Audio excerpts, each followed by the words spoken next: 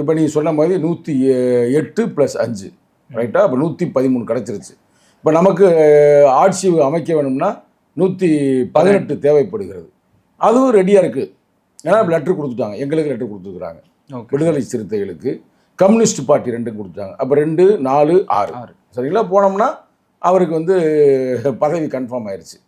இப்போ எங்கள் தலைவர் இந்த நேரத்தில் என்ன முடிவு பண்ணியிருக்கிறாருன்னா, நாளை உயர்நிலை குழுவை கூட்டி சரிங்களா, அதில் ஒரு முடிவு பண்ணுவோம். ஏன்னா சும்மா எடுத்தும் கவுத்தம் செய்ய முடியாது.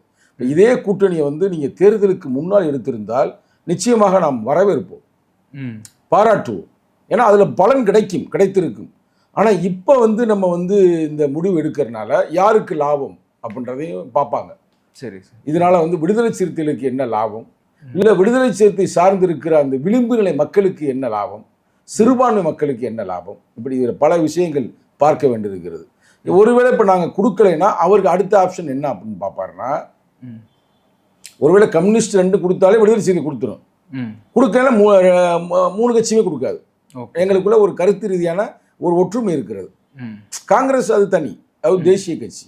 ஆனால் எங்கள் 3 பேருக்கும் அந்த ஒற்றுமை இருப்பதால் எடுத்தால் 3 பேருமே சேர்ந்து தான் முடிவுகளை எடுப்போம். அது வேற பிரச்சனை. ஒருவேளை கொடுக்கவில்லை என்றால் அடுத்தவங்களுக்கு ஆப்ஷன் என்ன இருக்குன்னா, இவங்க ஆல்ரெடி பாமகட்டையும் பேசிட்டு இருக்கிறாங்க. ஆமாம், பாமக 4 தான் இருக்குது. ஆனால் இவருக்கு தேவை 6.